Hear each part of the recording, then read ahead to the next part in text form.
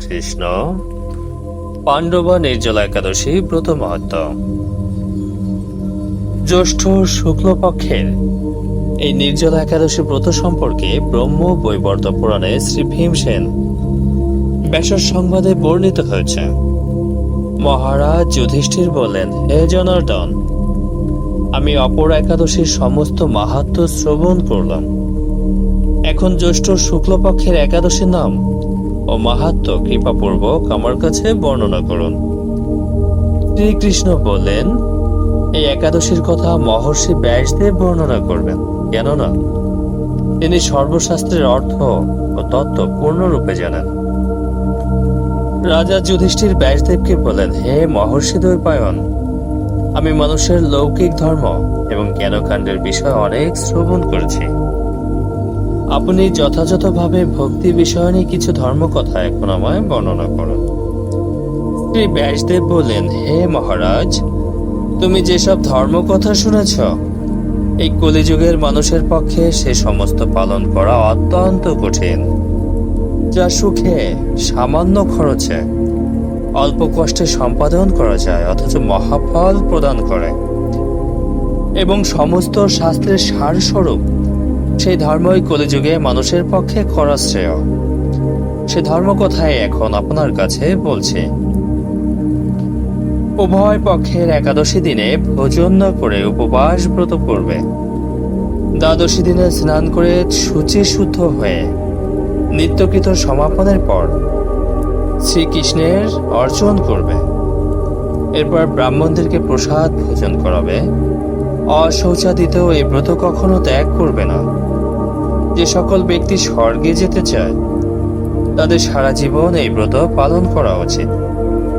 পাপ কর্মেরত ধর্মহীন ব্যক্তিরাও যদি এই একাদশী দিনে ভোজন না করে তবে তারা যমযাতনা থেকে রক্ষা পায়। হরে কৃষ্ণ। শ্রী ব্যাসদেবের এসব কথা শুনে গদাধর ভীমসেন অশ্বত্থ পাতার মতো কাঁপতে কাঁপতে বলতে লাগলেন, হে মহাবুদ্ধি পিতামহ, মাতা কুন্তী, দ্রৌপদী, ভ্রাতা যুধিষ্ঠির, অর্জুন, নকুল ও সহদেব এরা কেউ একাদশী দিনে ভোজন করে না, আমাকেও অন্ন গ্রহণ করতে নিষেধ করে। কিন্তু দুঃসহ ক্ষুধা যন্ত্রণার জন্য আমি উপবাস করতে পারি না।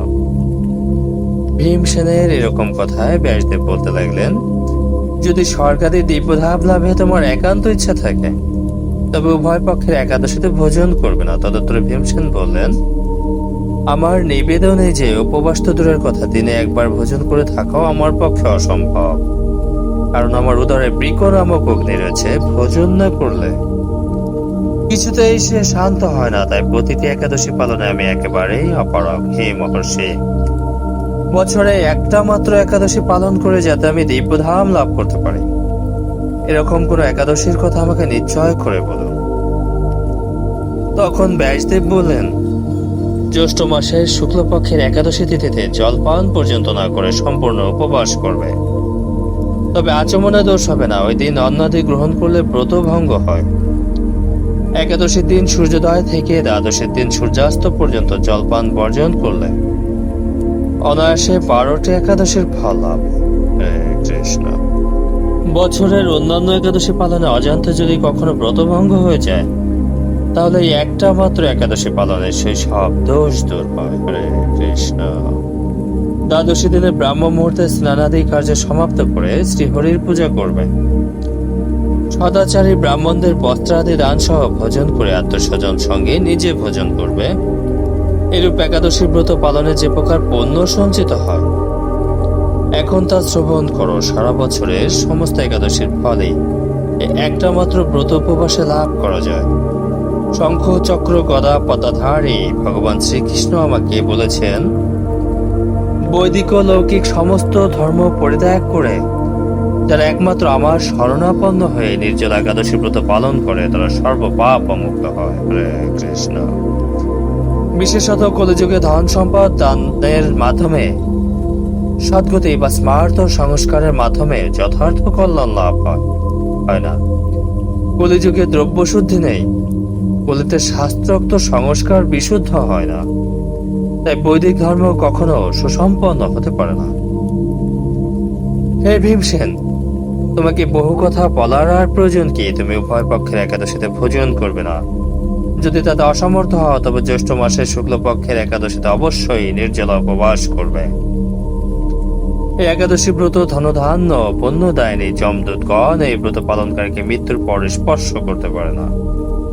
পক্ষান্তরে বিষ্ণুদূতগণ তাকে বিষ্ণু লোকে নিয়ে যান। হরে কৃষ্ণ। শ্রী ভীমসেন ওই দিন থেকে নির্জলা একাদশী পালন করতে থাকায় এই একাদশী পাণ্ডবা নির্জলা বা ভীমসেনী একাদশী নামে প্রসিদ্ধ হয়েছে। এই নির্জলা একাদশীতে পবিত্র তীর্থে স্নান, দান, জপ, কীর্তন ইত্যাদি যা কিছু মানুষ করে তা অক্ষয় হয়ে যায়। যে ব্যক্তি ভক্তি সহকারে একাদশী মাহাত্ম্য পাঠ বা শ্রবণ করেন তিনি বৈকুণ্ঠ ধাম প্রাপ্ত হন। হে কৃষ্ণ।